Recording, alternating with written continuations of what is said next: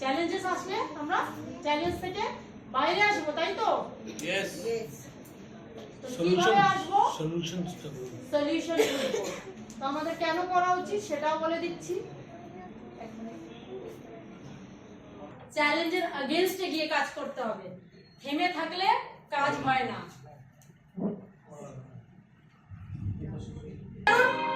তাহলে দেখুন, যার যার চ্যালেঞ্জ আছে দেখুন। একটা মানুষ নিজের সারা জীবন কষ্ট করে যায়, সে সবসময় ভাবছে তার জীবনে এত প্রবলেম কেন তার জীবনে। ছোটবেলায় বাবা মারা যায়, তার ছোট ছোট দুটো ভাই বোন তারা থাকে, তাদেরকে মানুষ করতে হবে। সে এইভাবে কাটাতে কাটাতে কিছু সময় পরে নিজের ভাই বোনদের মানুষ করে সে খাটতে খাটতে নিজের রেসপন্সিবিলিটিকে সেটাকে আপডেট করছে। তখন সমস্যা ছিল, ভাবলো বিয়ে করবে, বিয়ে করার পরে হয়তো সমস্যা সলভ হবে, কিন্তু বিয়ে করার পরে আবার সমস্যা, রোজ রোজ রোজ রোজ নতুন নতুন সমস্যা। তারপরে ভাবছে আরে এত সমস্যা কি নিয়ে থাকবে, এই সমস্যা ওই সমস্যা, অফিসের সমস্যা, দূর ভালো লাগছে না জীবনে, শুধু আমারই জীবনে এত সমস্যা কেন, কি করতে পারবে?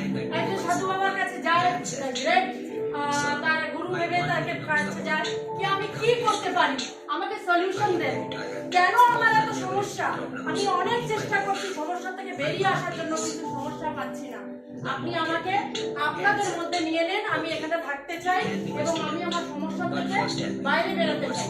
তখন সাধু বাবা বললো ঠিক আছে, গুরুদেব বললো ঠিক আছে, আমি তোমার সমস্যা ঠিক করতে পারি, যাতে তোমার লাইফে প্রবলেম না হোক তার জন্য আমি তোমাকে গাইড করব। তখন উনি বললো কি কি সমস্যা আছে জিজ্ঞেস করলো, বলছে ফাইন্যান্সিয়াল সমস্যা আছে, নিজের ফ্যামিলি নিয়ে আছে সমস্যা, এই নিয়ে সমস্যা, ওই নিয়ে সমস্যা, সব বলছে আমি সব কিছু করে দেখেছি, কিন্তু আমি সমস্যা থেকে বেরোতে পারছি না, আমার জীবনটা হেল হয়ে গেছে, আমি কিভাবে বেরোবো?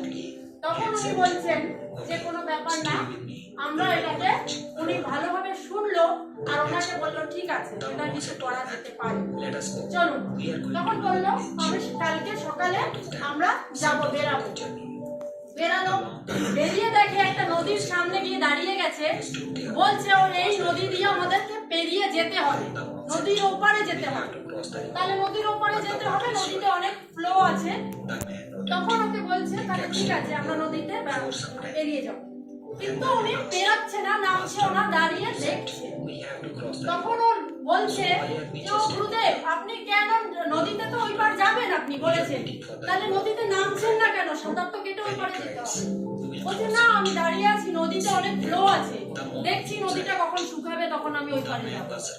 তখন বলছে এটা কি করে সম্ভব, নদী কোনোদিন শুকাবে নাকি, নদী তো নিজের ধারা চলতেই থাকবে, ও কোনোদিন শুকাবে না। তখন বলছে যে তাহলে তুমি তো এটাই ভাবছিলে কি তোমার জীবনে অনেক প্রবলেম আছে, একটার পরে একটা প্রবলেম, তোমার জীবনটাও কিন্তু নদীর মতন, নদীতে ফ্লো যেমনি থাকে তোমার জীবন সমস্যা, আর যদি তুমি চাও তোমার জীবনটাকে ভালো করতে, তাহলে নদী শুকানোর অপেক্ষা করবে না, চ্যালেঞ্জেস বা সমস্যাকে থামানোর চেষ্টা করবে না, নদী ফ্লো হবে এবং জীবনটা থাকবে। কিন্তু তোমাকে কি করতে হবে, তোমাকে সেই সমস্যাটাকে এড়িয়ে গিয়ে তোমাকে ভাবতে হবে কি আমাকে এই চ্যালেঞ্জেস গুলোর থেকে বেরিয়ে আসতে হবে, নদীর মধ্যে জাম্প করে তোমাকে ওই পারে যেতে হবে। তার মানে সমস্যা কোনোদিন শেষ হয় না, নদী যেমনি থাকে সেমনি সমস্যাও চলতে থাকবে জীবনে। আমাকে ভাবতে হবে আমার সমস্যা কিছু ব্যাপার না, আমাকে এগিয়ে যেতে হবে জীবনে, এবং জীবনটাকে ভালো করার জন্য যদি আমি ভালোবাসি আমার লাইফকে, যদি ভালোবাসি আমার বাচ্চাদের, যদি ভালোবাসি আমার ফ্যামিলিকে, যদি ভালোবাসি আমার জীবনকে, তো আমাকে প্রবলেম নিজেই সলভ করতে হবে, কেউ আসবে না স্যার ম্যাম সলভ করতে, উপরওয়ালাও সলভ করতে আসে না, উপরওয়ালা আপনাকে রাস্তা দেখায়, আপনাকে যদি সলিউশন করতে হয় তো আপনাকে নিজে যেতে হবে।